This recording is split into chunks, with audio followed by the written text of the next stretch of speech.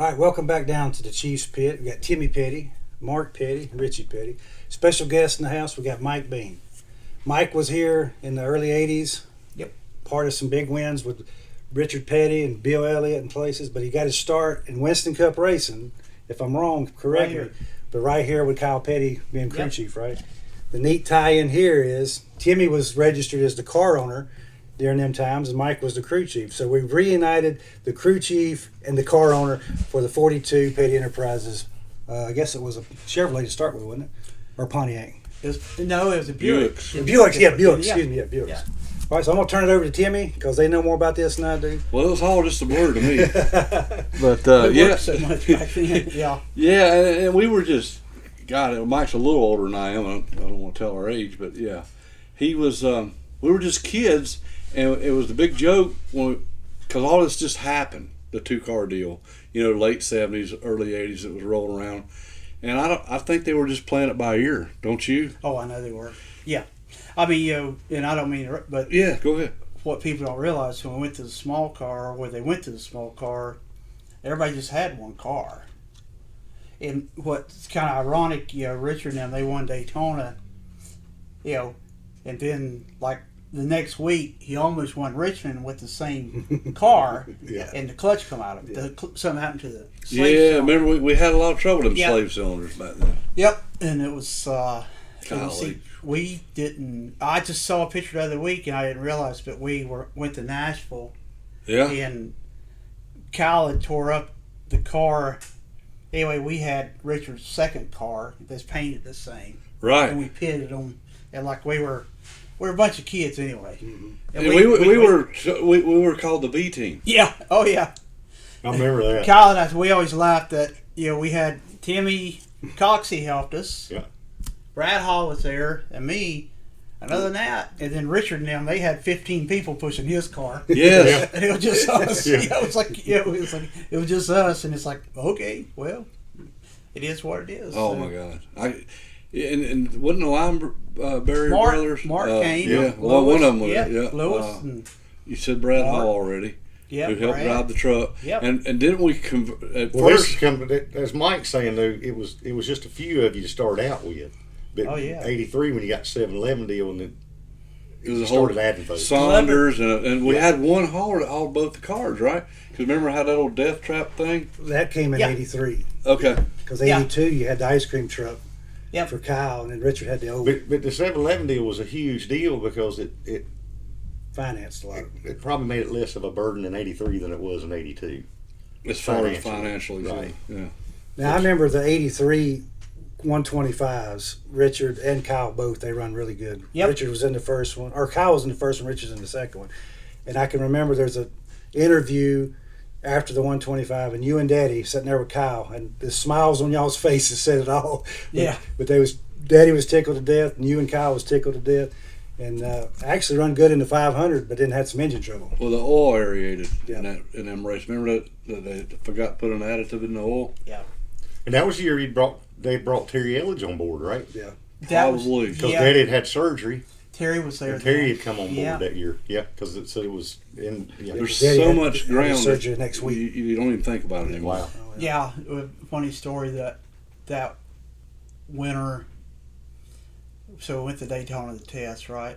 So your dad, he has some fuel additive. Okay. And it's okay. He said, Richard, he really didn't know what. Your dad, we was pouring it, and it's so strong, I could still smell it. And I said, how much supposed to be? He said, a little bit. He said, this ought to make it better. Okay. Scientists.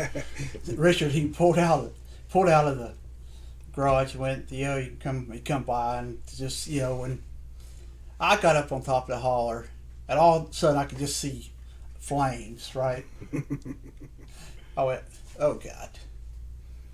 And so I got down, he said, what happened? I said, I don't know. I said, they don't look good.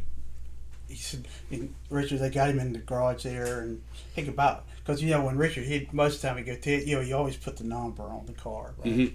He about burnt the numbers off the car.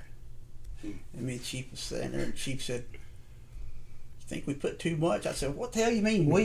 You know what I'm saying? And we pulled the heads off and the pistons were gone. Yeah. The only thing you saw was the daggum rod sticking up in the wrist pin. He learned that blame game from Lee Petty. That's what Grandpa would do to us. Yeah. Oh yeah. Yeah. I started laughing. I said, "What do you mean it's we stuff?" You know. Oh yeah. We had some good times. Yeah. Like I said, your dad. I'll just tell the story right fast. So how I met him. Really, I want to go back to there. Yeah. So about 70, had to be 78 or 79. I just forget now. And I was working for Gant. And we were at Richmond. We had engine problems with the lifter, you know, because it ate a push rod, and I was 21, 22, maybe. And back then, Richmond is the old place, so the Grand National cars, they were pitted behind the late model Sportsman was on pit road. So I said, well, I'm going to have to fix it. Harry was driving the Race Hill Farms car.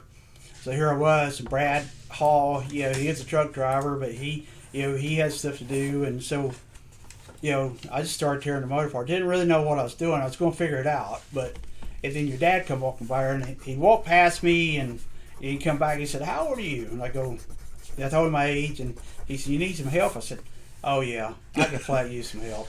And so he started helping me put the thing back together, because I can still remember adjusting the valves. I was on the left side, he was on the right side. We just double enough, right? Yeah. The Emmett come down there looking for Chief for something. I mean, whatever. And then Richard come down there looking for Chief. And Richard says, told your dad, said, yeah, we're going to go practice here. And Chief said, I'll be up there when I get this thing done. And he did. And we won the race. And it's like, I'll never forget that. And that's how I got to know your dad. So then me and Nancy got married, and I quit racing for a while. I was working for a friend of mine at the tire store.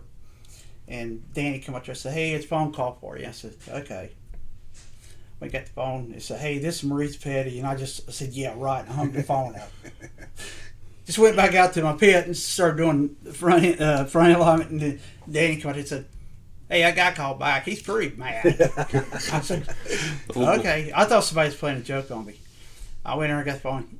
Yeah. He said, don't hang up the damn phone. I said, okay. He said, hey, we'll talk to you about coming down here and going to work. I said, okay. Wow. I get Wednesday afternoons off. I said, I'll come down here, and that's how it all started. Come down here. Well, if he called back, he must have really seen something in you. Yeah, because generally that'd have been it. That'd have been one time done. But yeah. Oh yeah. All right, I want to ask about one thing. That's a good story. And while you was talking about this, it kind of brought you said something about Richmond, '83 Richmond. Kyle tore the front end out of that whole. Oh yeah. I got the picture. Kyle talked about this on our show. Now y'all took a rental car and took the front end off and all that, and made the car and it's a burgundy car. Finished the race. Because I got a picture in my phone. Somebody sent me and Glover pulling the motor out on Monday, right? And it's got the burgundy bumpers. We got that picture somewhere. Yeah. And so we were, because you didn't have backups and everything. Kyle, he spun all the way down the front straight. So I thought, okay, we'll be okay, and hit the end of the pit wall on pit out. Just peeled it off. Like, oh God, what are we going to do? So we had those courtesy cars from Richmond, Pontiac, or whoever, right? Yeah. So we just stood there and we said, I don't know what we're going to do. Now, I don't know whether it was Kyle or Glover or somebody said, oh, I know what we can do. It's what's that? We pointed over and I went, oh God. Yeah, there it is. So there it was. So and we worked on that thing, and then the king got wind of it, but we were hiding from him. And so we stayed right there close to the airport. Anyway, we went to that restaurant to eat. And the king come in, and I could still see that finger, right? Like, oh God, yeah. What the hell y'all doing? What are we supposed to do, right? Needed parts. And we went in there and we raced it, and when we drove out that night, that rental car was still sitting there with the front end off of it. We just drove out like we had good sense. Back in them days, you could get by with a little bit more shenanigans than you can today's time. Yeah, oh yeah, like I said, we had a big time. I guarantee you Louise got the bill on that rental car. Oh yeah, Weezy did. Yeah. Oh yeah, the king he was hot, but him and Kyle Kyle he took up for us because Well, you had to what do we what you going had to to do, do. right? That's right. Yeah, yeah. I guess we could have went to the dealership, but that wasn't nearly as much fun. No, No, it makes that's a great better story. Yeah. Yeah, Oh, it's yeah. perfect. We're still talking about it. Yeah. Oh yeah, just Real racing. Like I said, I can still remember that night, that Sunday night, I was driving out the gate and that rental car sitting over, just only car in the parking lot, just sitting over there. Well, most people don't realize, even in them days, you were still running factory parts. Oh yeah, It was a stock car. Right. Yeah. And you're using all them parts. Even back when we started racing a Chevy Malibu, we still used the front Yeah. parts. Went to the junkyard Junkyard and parts, got yeah. parts. And that was in Oh, the yeah. 80s.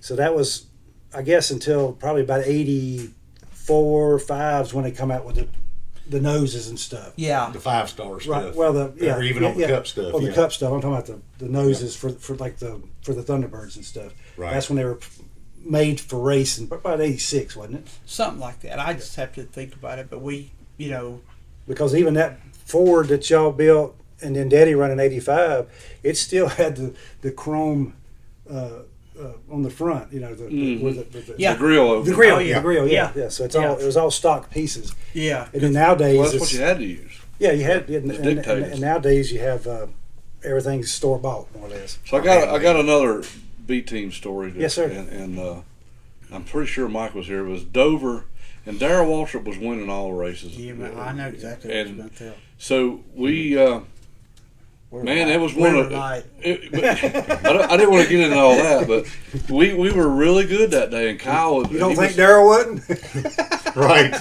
Brewer told all about that, didn't he? But Kyle was having a phenomenal day, and for some reason on mile tracks, even later in No, he was Kyle's good. career, He was good. like Rockingham, for Yeah. instance, he just Right. he took I to agree. them, Yep. and that was one Big of his time. best. That was his track. So we were in contention, and the last pit stop, I think I was jacking Yep. at that time. And I come around, and we had them beat out of the pits. And I don't know if we messed something up, but I think Darrell did beat us out, didn't he? Yeah. Do you remember that? He did beat us out. But I mean, there was, you had that hope because you was always Yeah, the B team was competing. the B team was always, you're just going to be about 12th or 15th, Right, somewhere in that neighborhood, and which was good.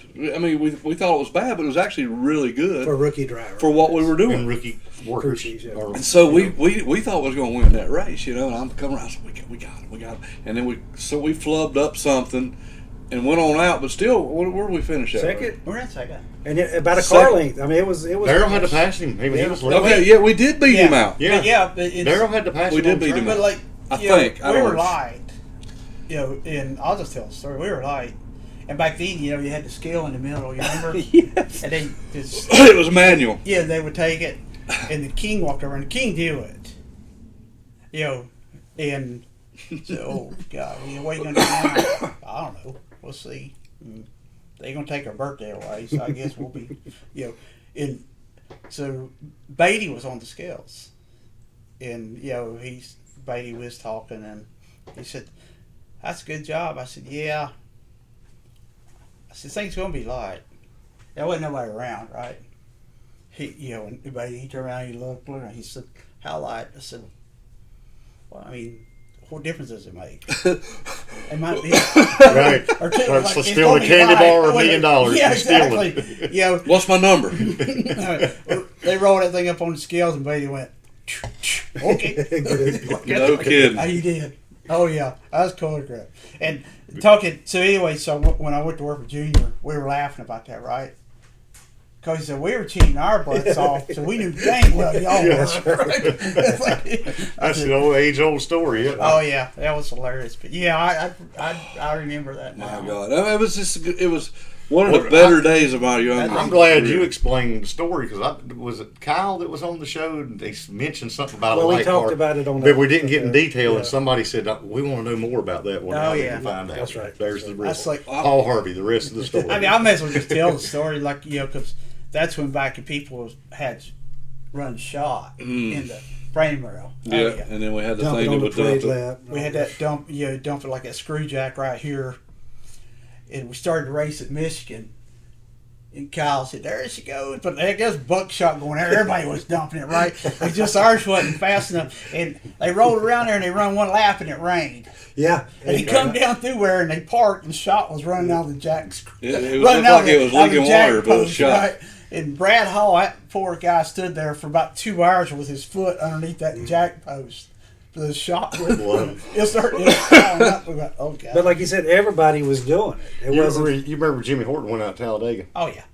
Got to tell him, but Richie was in that wreck, and they towed us back to the shop, to the garage area, and we had drain pans underneath because we had the front frame rails for the front weight filled up with lead shot. Yeah, you didn't want to get rid of it then. You want to and he didn't drag, but you didn't want it all over the garage area floor, so we had to get it in drain pans.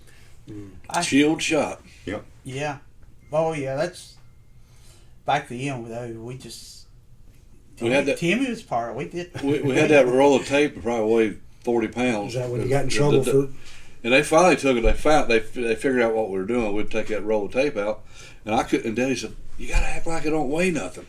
Because I was 150 pounds soaking wet. He was struggling to get that thing out. Yeah. And then we had some wrapped up in the car cover. Like you said, it usually rained right after summer races. It would start raining after. But the thing everybody was doing it about, right? So it's like we were just doing what everybody else was. Just to keep up. And we would. Later on. Well, let's say you go to Dover and try it, and all of a sudden you're running up front. Yep. The Blue Max people, because like Mike said, they were all in mechanical scales where you'd hang it and it had the ballast on one end. Well, you could take that horseshoe magnet and make it read. Yeah. So we didn't know that at the time. Mike talked his way out of that one, I guess. Yeah. But anyway, that's what they were doing, and that meant for years I didn't know that. And somebody said, "Yeah, you just stick this on here." Yeah. And it was worth what, 200 pounds? Yeah, you could just to move it just a little bit. With the Darlington grain scales. Yeah, with the Darlington, they had it at the end of the garage. Yes, been there for years. The scale, and we decided we were going to go on the scales before the race. We just lined the thing up, and we went to whatever, and we just bypassed the scales and put it on the line. And they never said nothing. I did sneak over there, and and I just marked our number through our number. They never even realized it. I didn't know you did that. Oh yeah, that's the race that we're running. The race, the Southern 500, and it was hot. And that's when they had the garages. There's the old track, and you had remember we pit in the garage. They put the rails up. You pit in the garage. Then they move that back. Yeah, and your daddy was in our pits, and we started. All of a sudden, Kyle's car got black on the back, and I said, "Yeah, we got oil somewhere, or we got rear end grease or transmission, right?" And we stopped, raised the hood, raised the deck lid, and what made me remind the story because he's talking about your Charger, the puke tank. Mm-hmm. It was pumping oil out because we'd changed motors the night before or something, but anyway, it had too much oil in it. It found us on level, didn't it? but they were fixing to black flag us. And I turned around, and your daddy was standing there with a bag of kitty litter. Just dumping it in. Yeah. I said, okay, and I knew exactly what he wanted. And he handed me a knife, too, and I just put that kitty litter, and I just cut the bag and dumped it in the trunk.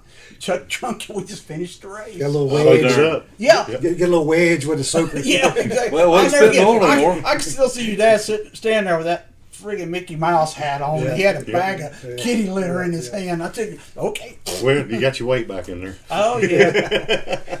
I'll never forget that. That's just the stories we were running that Richmond Sportsman race in '89 or somewhere up there, and you had to go through the scales, and for the height, and we were a little bit low on the nose, so we backed off. Daddy said, "Get you a rock, put it on that right front spring, how to raise it up enough to get you through the height." We rolled up there, got the weight in. They checked the heights, all that. We're rolling off them scales. That son of a gun went kapow! It's like a rock. Guess who's running the scales? Hoot. Yeah. Wayne Alton's daddy. So he just kind of went. Yeah. And he said, "Teaching them boys right, ain't you, Chief?"